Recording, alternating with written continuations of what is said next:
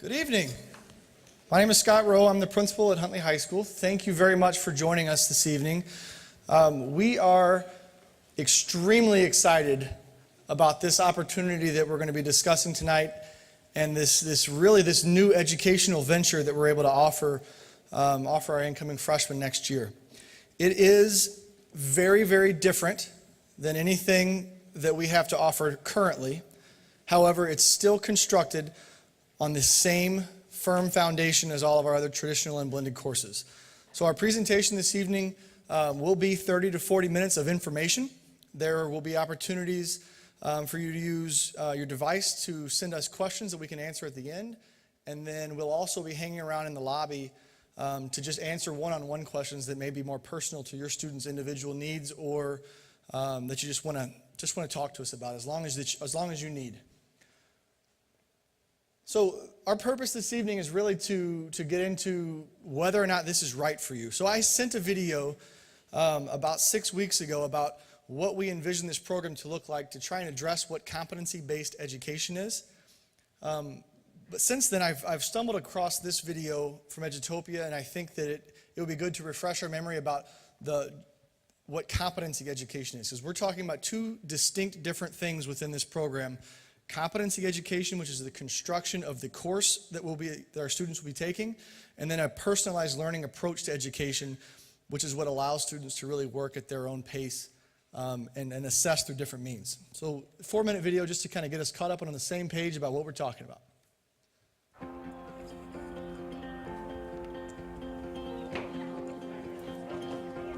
As people are willing to buy more, they're making more and they're charging more for it. How does that relate back to our free market principles? As demand goes up, supply goes up. Because we assess student mastery of competencies, we have a better understanding of exactly what the student can do. It's a more equitable system for assessing student understanding, and it also puts the ownership of the learning into the kids' hands. You're being assessed on competency number 3, presentation of learning. Competency-based learning is the idea that students are trying to meet certain big picture understandings, not complete a bunch of tasks, jump through a bunch of hoops, and average a bunch of scores out. I want to make sure that you guys are aware of the competencies. The competencies are anywhere between 5 to 7 statements that say these are the focus areas for this course. This is what you need to demonstrate that you know to have mastered this course. The most fundamental shift an individual teacher can make is to just take those traditional categories you used to have in your gradebook, quizzes, tests, homework, and shift them to the enduring skill sets and habits of mind for your discipline. We're gonna have like 2 of each. And the kids, because that's how they're being assessed, start to think about things a little bit more in terms of the enduring understandings you're trying to get at. Good morning. I'd like you to start working on your project today. It goes with competency 2. It is over here on the walls. I think the competency-based approach is better because it gives students the ability to demonstrate competence in a variety of ways. In economics class, the competency that we are demonstrating is supply and demand systems. So they charge $100, $200, $300, up to $600 for it because it's fairly cheap to make them. We have individual freedom when it comes to the work that we can do. We can do a test, or we could do a project, either like a PowerPoint or a poster. So you're still set on this SpongeBob idea? I had 2 students who have been hounding me about a SpongeBob episode. He has to buy the chocolate bars and has to buy bags to carry the chocolate bars. Is that part of the episode? Yes. Okay. The whole episode really talks about how there's different ways of selling things. There's different styles of how you sell them. So your product that you're going to focus on are the chocolate bars. They believe that selling chocolate bars demonstrates the concepts of demand and supply very well. Consumer tastes and preferences definitely demonstrated. Right. So I challenged them to create a series of graphs and then analyze each graph and look at that interplay of demand and supply and the prices. What could you look at? Preferences. Okay. And then like the number of sellers. I'm not a very good test taker, but with the project we're able to say this is what I need to do and this is what I need to work on, rather than just trying to cram it all into our minds. So it sounds like you've got 2 ideas, but we need to come up with 2 more. Okay. choice allows them the opportunity to be cognizant of their learning style and how they learn best. We'll continue with this tomorrow. Have a good day. Ladies and gentlemen, when you start to think of your procedure from the lab, remember you are in charge today. Since this is completely our decision how we do it, we have to write our materials, procedures, all that stuff that we did. The whole idea of competency-based, it puts ownership in the students' hands to demonstrate that they were able to master that particular competency. As close as you can. You can have one area of the room on something that other students have already finished.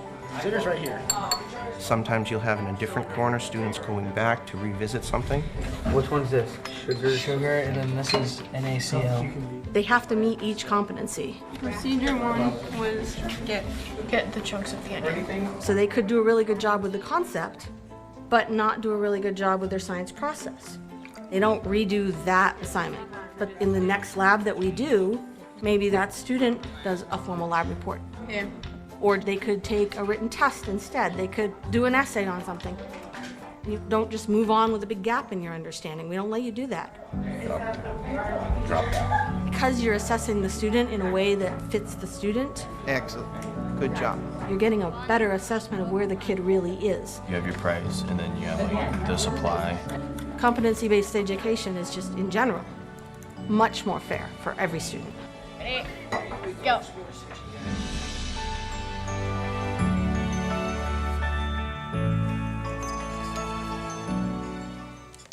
So for us, this is a major educational innovation. It's time that education changes. And for those of us that are educators and live in this every single day, it's a change that we've known has needed to happen for quite some time. But living in it, sometimes it's hard to figure out exactly where that change needs to happen. We know that students learn at different paces. We know that they process information differently. This gives us the opportunity and the ability to allow those students to move at their own pace and work with each individual student differently because they're in different places. That's scary for teachers, and it's very challenging for us, which is why this initial program is going to only be 120 students so that we can make sure that we're doing it right and we're doing it really, really well. So our purpose this evening, my cursor needs to come off of the video. Sorry.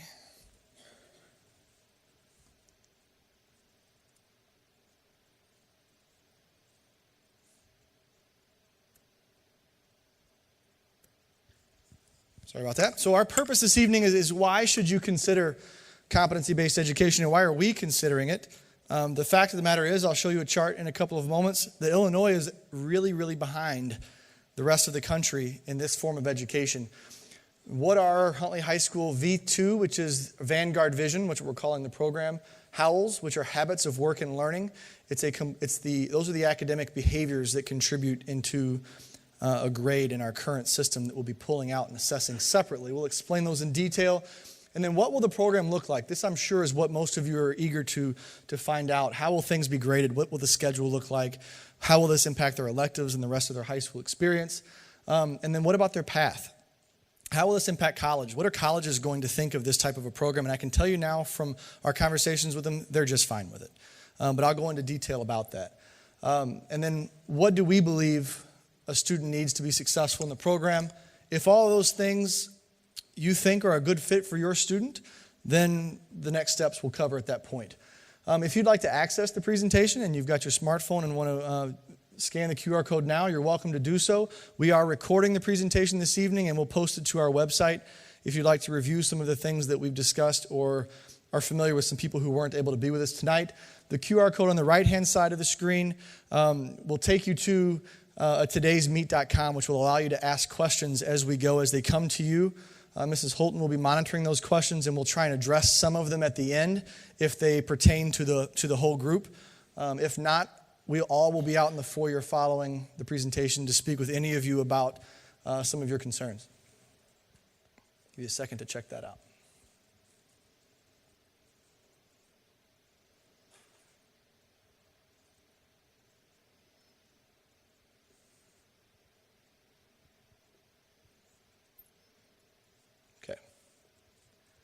All right, so why consider Vanguard Vision? As I said, education needs to innovate. The rest of our world is innovating around us, and it's time for it to happen to us. I mean, if you remember back to the days where you could rent a video at Blockbuster. It's a weird story. Just go with me for a moment. We drive to Blockbuster, we rent a videos. Remember the disappointment if our video wasn't there, and then you have to find something else that you didn't really want to watch, and then drive back and return it. And then Netflix came along and did the same thing for you. The difference being Netflix continued to innovate and offered videos to be streamed right into your home where you didn't have to go anywhere, and they were on demand, and Blockbuster ceased to exist. Now, as an education system, we're not going anywhere. Our system is too large and too important to society, but if we don't innovate, we won't be preparing our students for the world that is changing. The fact of the matter is, millions of jobs are going to be automated within the next 10 years, and our students need to be ready to be able to work with the artificial intelligence and shift the kind of work that they do, as well as be prepared to be problem solvers, collaborators, creative thinkers, because the type of work they're going to be doing is different. The type of work they're going to be doing for jobs that don't exist, so they need to be flexible and versatile in the type of skills that they have. We believe that this type of learning will happen and take place in a project-based environment that we'll be providing within the Vanguard Vision program. And I'll go into more detail about that. So how does this fit into the vision of what we have for Huntley High School? So next month when you're back here in these seats and I'm presenting to you and we're going through our course scheduling information, we have currently 2 paths that you can take to get to your high school diploma. That's traditional learning, which is really strong and really, really good.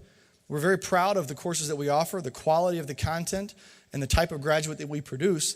And for some students, that's a great path. That's going nowhere. We have the blended path, students that need more flexibility in their school day. They like the possibility of an online platform for a portion of their class and in face-to-face for some of their coursework.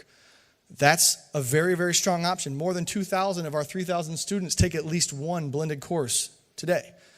Our third path that we've been dreaming about for years, but is now coming to fruition with this pilot that we're a part of, that I'll explain, is this competency and personalized learning. So we're very, very excited to be a part of the Illinois State Board of Education pilot program for competency-based education. Only 10 school districts in the entire state were accepted into this pilot. We jumped on this immediately when we heard about it because of this very vision. We believe that there are multiple paths based on the students' need in the classroom and how they wanted to achieve their high school education. Because as I said, we're all different. We all learn in different ways. We, as a school system, should mold and adapt to give our students the very best education that we can for their learning needs. And we believe that this is the path to do that. Many of the school districts that are in this pilot are doing so because their needs are different than ours. They're doing it for credit recovery purposes. We saw this as an opportunity to blow up the education model and try something new that we believe in and we've been researching for a number of years. All right, so why are we considering this? As I said, we recognize that students learn differently. Our current school system doesn't always allow for us to differentiate to the level of need that they have. Differentiating as a teacher is possibly the single most difficult thing when you've got 30 students. They all learn at different paces and they grasp things at different levels. And how, as a teacher, do you break that down and reach all of them? It's very, very challenging. We believe that learning should be measured by proficiency and not by you take a test at a static moment in time and however you do on that test, then you move on. We've all probably been there where we got a D or a C or even an F on a test and we had to move on because the course needed to move on. The hairs on my neck stand up when I hear a teacher say, I have to get through the curriculum. Even though I totally understand why they feel that way, because it's true. They have to keep pace with all of their other colleagues and get through the coursework so that students are ready for the next level of their education. The problem with that is if some of you aren't ready to move on, we move on anyway.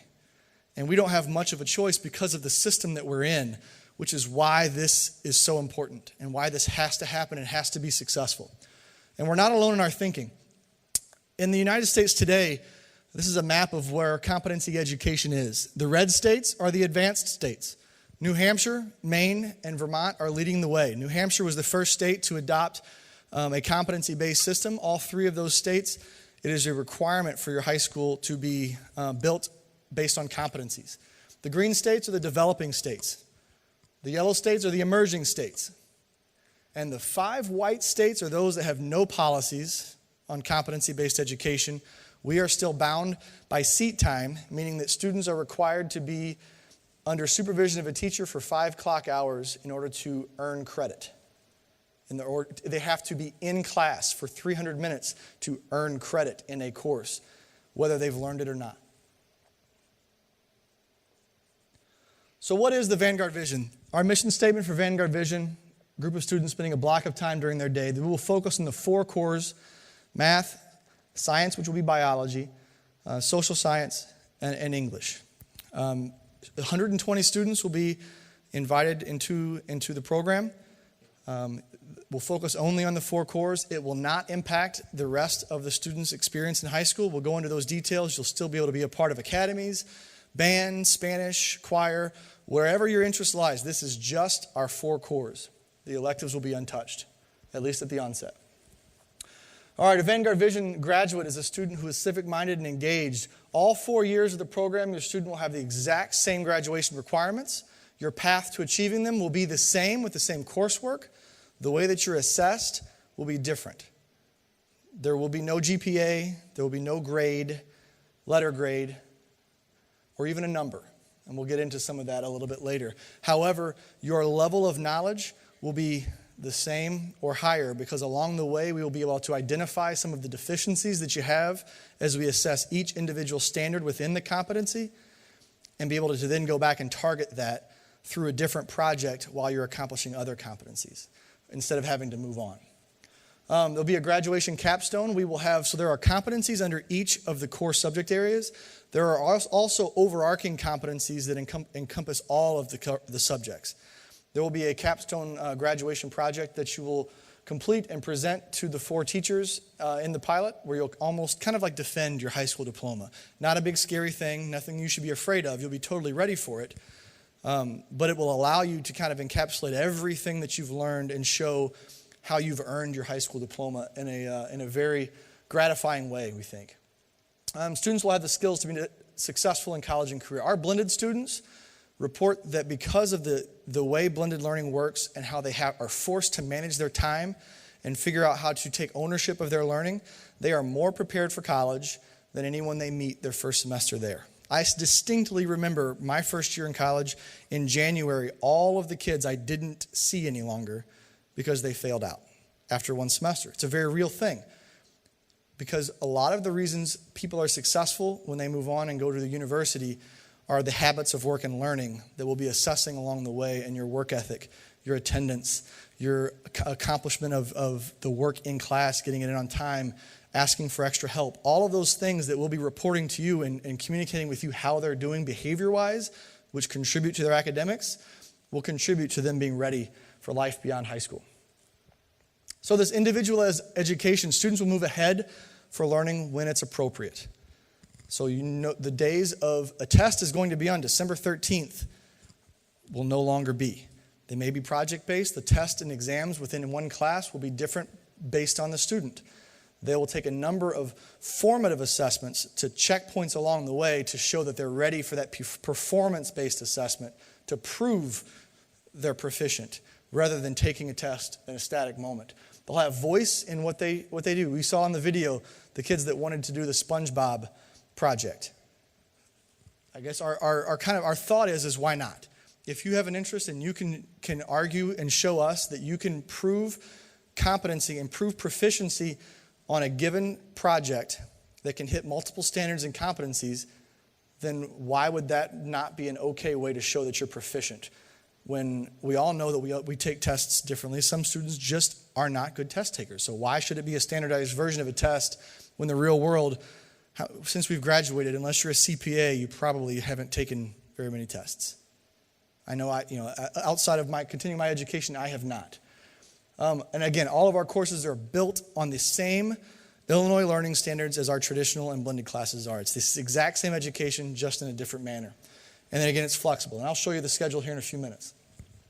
So what we'll report to you are two different pieces of reporting data. What students know and what they can do will be reported in a standards-based reporting format. So think back to kindergarten, first and second grade, when you receive that standards report card and the 1, 2, and 3 based on the standards. It'll look very similar to that, where we'll assess along the proficiency scale on the standards within the proficiency and then overall on the proficiency. No longer will there be a GPA or a letter grade. It's all going to be, are they proficient? Because really all we care about, are they proficient or are they not proficient? That's the ultimate goal, is getting them to that proficiency level. And then habits of work and learning, our howls, are those academic behaviors. Those are the two separate things. So you're actually going to be getting a ton more detailed information about what your student is learning. And more importantly, students that are in the room, you're going to be getting so much more information about what you're learning and what areas you need to focus on to prove that proficiency is there.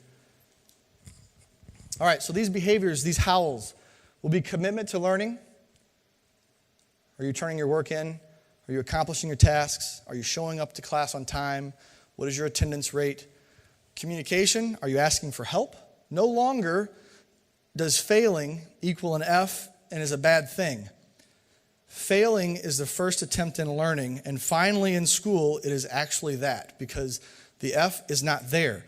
If you fail at something, you continue to work at it because proficiency is our ultimate goal, whether that happens in October or that happens in February. That is our goal with your education, is that you get to a level of proficiency. Creativity, how you have the opportunity, this is the level of a voice that you have in your classes. How are you going to show us proficiency? Put your personal flair on it. If you want to make a video to show what you've accomplished, or go out into the community to do a project that's going to benefit Huntley or Lake in the Hills or Algonquin, and you can show that how you're meeting the standards and competencies, then we get more for our money. The community benefits as well as your education. Collaboration, there'll be a lot of opportunity for teamwork, a lot of opportunity for group projects. And then the cultural competency.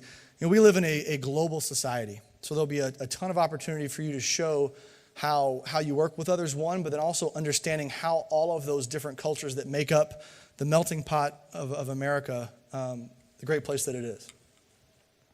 So what will it look like? Now I know this is what you're most interested in. How will it be personalized? How will you be graded? And what is that schedule? This is not what it will look like. There will not be a teacher in front. You will not be in rows. There will be all of the classrooms that we'll be using are tables and chairs that have flexible arrangement that can be moved around as needed for the day.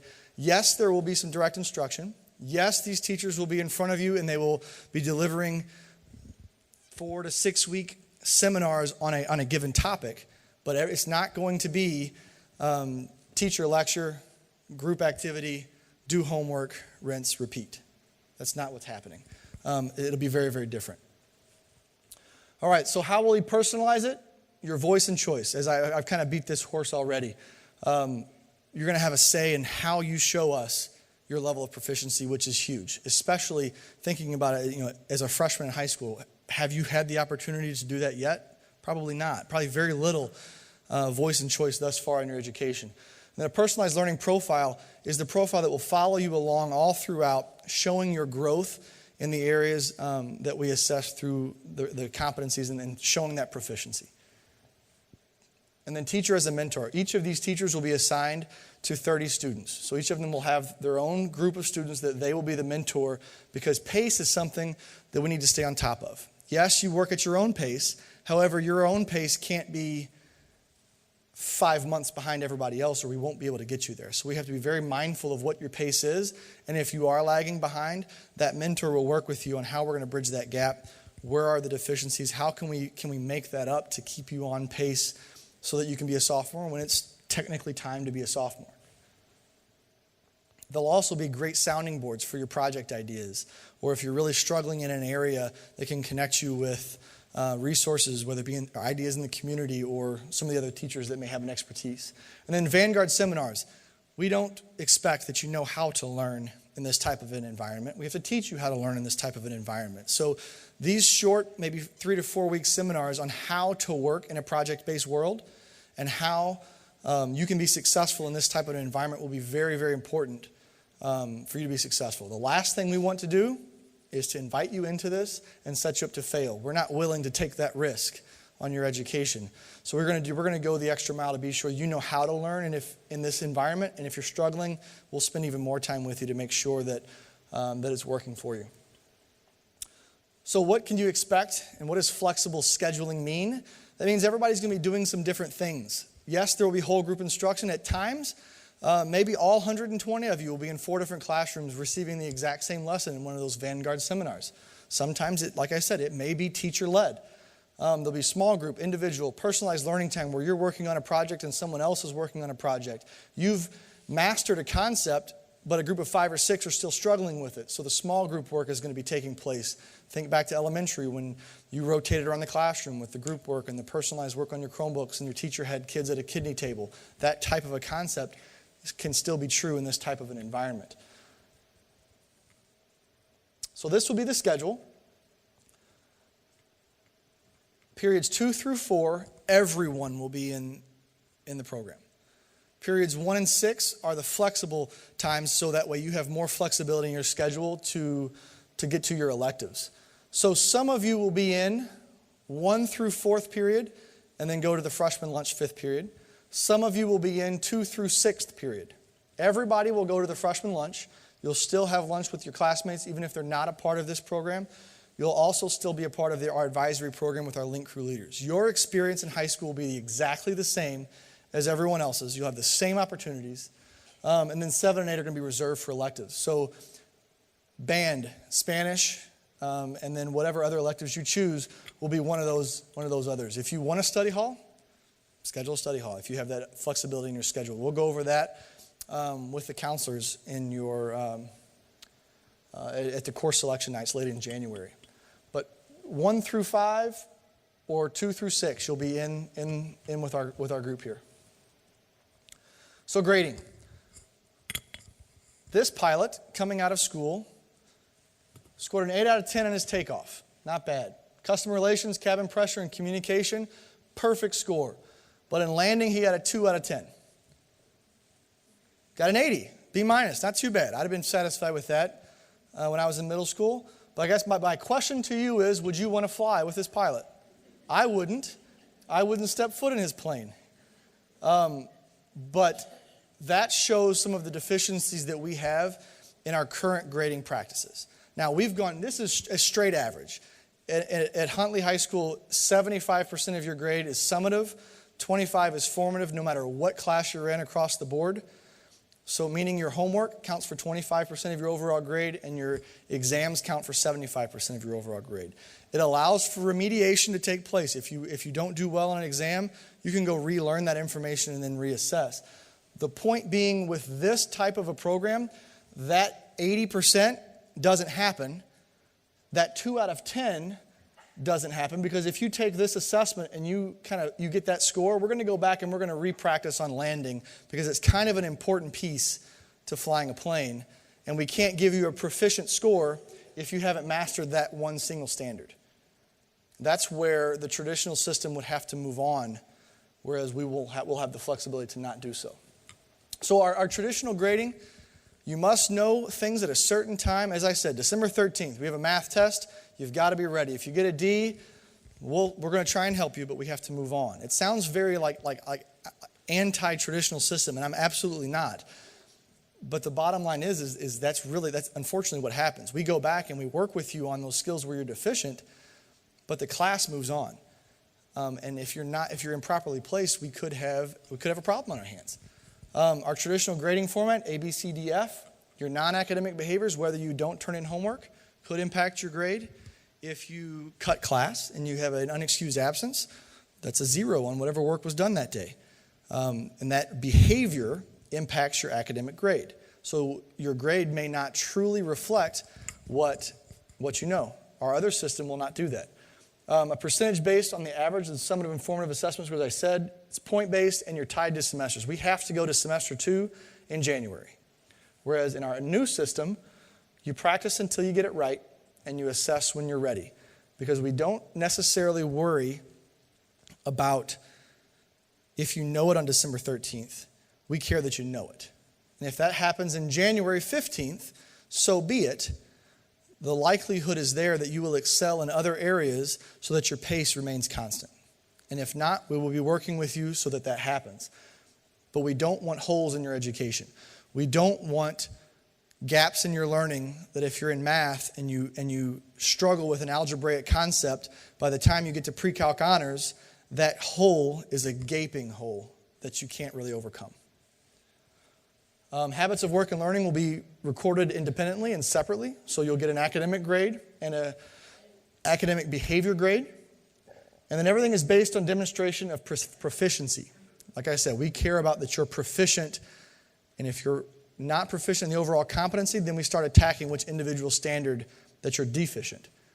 And it's performance-based, so we want to see you perform and prove proficiency, not necessarily take a multiple choice test. And we all know learning is not time specific. You get to take your driver's test as many times as it takes to pass it. Just same thing with your pilot's exam or whatever. Passing it is what matters.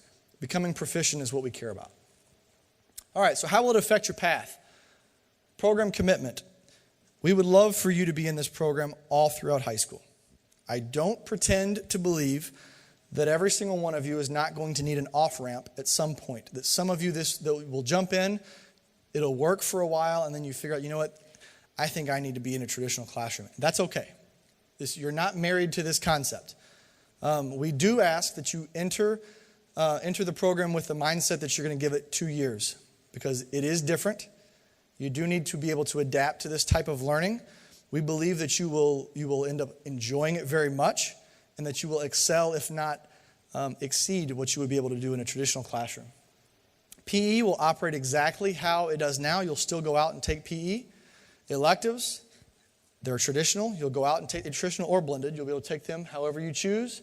You still have the ability to be in any of the academies. I will tell you this, if your heart is set on the engineering academy, then unfortunately this is not going to be a good program for you in year one because we're offering biology. Physics is a requirement for year one in the engineering academy because for principles of engineering, the second project lead the way course, you have to have had physics as a freshman or you won't be ready for that content. But everything else is fair game to you.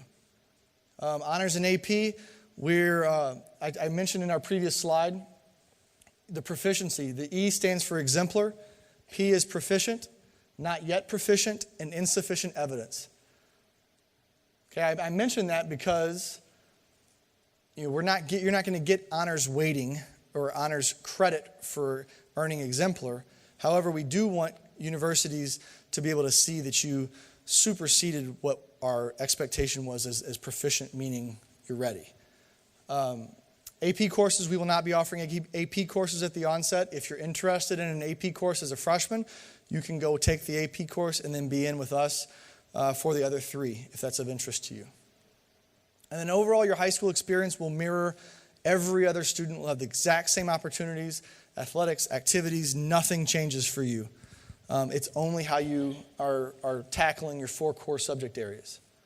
So on your transcript, we will be reporting your academic performance in a standards-based reporting manner.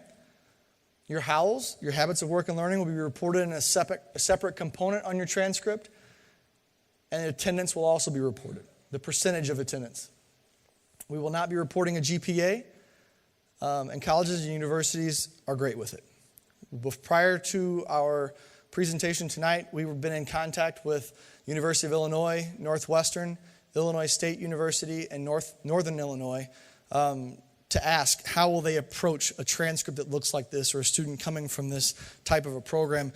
And their response kind of comically was, we get different transcripts from every high school that sends theirs in. They're all slightly different. We've gotten really good at perusing a transcript in a matter of 2 or 3 minutes. We know who this student is, whether we were interested in moving forward and learning more about them. Giving them HOWLs actually gives them more information on successful academic behaviors that aid in their decision whether to accept or even offer scholarships. If a student has a 75% attendance rate, they may think twice about inviting them to their university or offering them a scholarship. It's risky for them.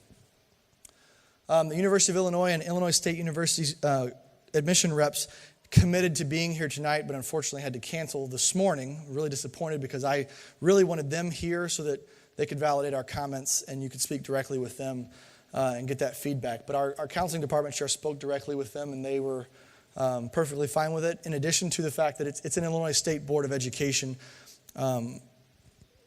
endorsed pilot. So the state schools are going to accept this and not think twice about it. The amount of information that they're going to be getting, there are Illinois high schools that report in a standards-based format currently from some top schools, and they get in no problems. I'm not concerned about that at all. And then preparation for life beyond high school. I mean, the work that we'll be able to do collaborating surrounding those academic behaviors and filling in whatever gaps exist, I really think is next level, and it's going to go a long way in preparing your student for whatever lies ahead for them beyond high school. So what type of student do we think will be successful in this program? A student who has an open mindset. They're open to learning differently and tackling a problem in a different way. They're committed to learning.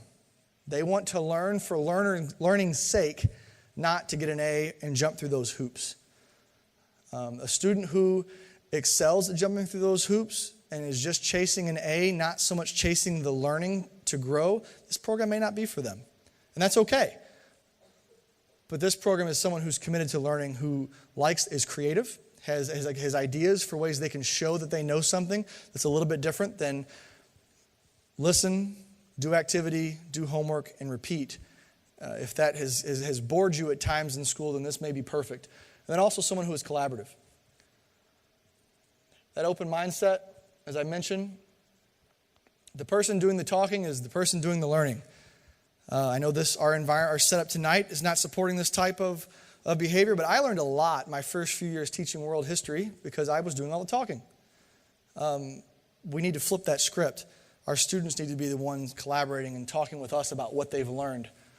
Like I said, commitment to learning, that grit is really, really important. Being able to overcome obstacles along the way. We as adults, we know that. We've faced some adversity in life on a much greater level than our kids have.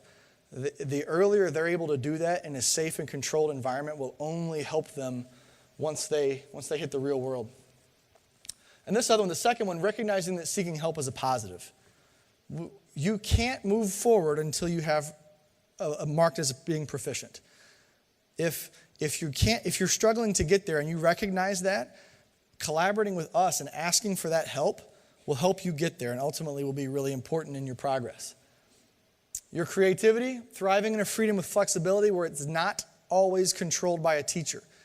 If you need that structure and need that teacher telling you every step of the way what to do and what you should be thinking, then this may not be for you. And as I said, that we're all in this together mentality is a really important one. I asked the team about this before we began tonight, and there's 120 kids. This is going to be a very familial environment. If you have mastered a concept and your friend has not, what better way to work with them than help them bridge that gap along the way as you're completing a group project? That's how how we work out in the real world.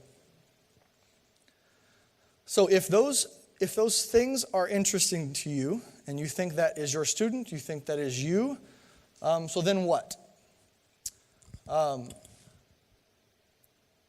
We're ready to partner with you and make this something very, very special if it's of interest to you. So now, Mrs. Holton, if we can take a look at some of these questions, if there are some for us to try and tackle. This will be rather informal. Sure. The off-ramp was a big question. Okay. What's the difference between standards-based and competency? Okay. So the first two are a little bit more about the off-ramp. So if you get into the program and decide, hey, this off-ramp, I need the off-ramp. This is not for me. What that will look like is you'll share that with the teachers. They'll work with you a little bit more on how to fix whatever is there, whatever issues are there. And if you really think that it's just not for you, this is not going to be, we don't want this to be a fight. We want this to be a very positive experience for your student, for you, and for everyone involved. So at that point, we would engage the counseling or your student's counselor and talk about what those corresponding courses might look like coming out of the program. It would need to be at a semester. Coming out in the middle of a semester in any course here, it doesn't work. But we'll work with you on that. We don't have a clear path for exactly what that will look like, other than it's something that is totally doable and we recognize is going to happen at some point. The other question was, I drew a blank.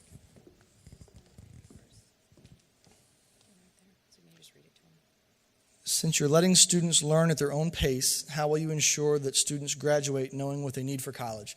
So all students are still required by the state of Illinois to take the SAT. So in their junior year, they will still take the SAT. In their freshman year and sophomore year, they will still take the PSAT. So we're still tracking that college and career readiness through the same standardized tests that everyone takes. Mastery of the exact same standards that students will be assessed on in this program are the exact same standards that they'll be assessed on in the traditional classroom. Their assessment is just different.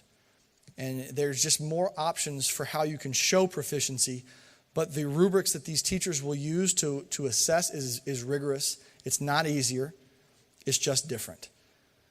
And we track our students that use from the PSAT 8 that you took this fall, and that corresponds in 9, 10, leading up to the SAT, to make sure that you're on track, and we can kind of track that progress and target what areas we need to address, so that way, once you take the SAT, the goal is obviously that everyone is college and career ready. That's something that we will be in tune with and connected at the hip with. The other question, what's the difference between a standard and a competency? A competency, there are going to be 5 to 6 competencies that overarch of just generalized statements for what you need to know in each course. The standards fill in under a competency that they fit with. The standards construct the competency. Think of the competency as the umbrella or the bucket in which holds the standards. Hopefully that makes some sense. You like the fact that I used the bucket concept, yeah. Do you think you addressed the diploma one? Because that has come up a bunch. Okay, so is the diploma different? Can they graduate early? I think just that they will get... Theoretically, yes, they could graduate early, potentially. It just depends on how quickly they move through the competencies. You can graduate early if you're motivated in the traditional format, if you take summer school and don't take a study hall and just accrue a number of credits. But theoretically, yes, you can definitely graduate early if that's of interest to you. Your diploma will be the exact same. It'll be a Huntley High School diploma. It'll look no different from everyone else's.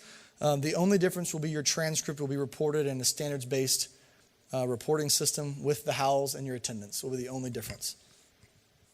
Okay?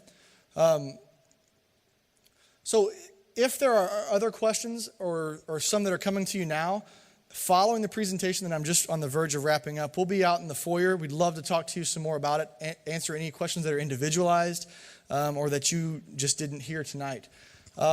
If you have questions that arise later after you leave, please email me, srowe@district158.org. I will either respond back or even look you up and give you a call so we can talk about it. So if you are interested and you leave here tonight saying, this is definitely for me, I want to try this, I will send you a Google survey. I'll send the entire 8th grade class a Google survey either later this week or early next week. That Google survey will be your formal way to express interest and enter into the lottery. If we have more than 120 students who are interested, then we will go the lottery route. If we don't, then you're in. Those selected students will then be notified in early January.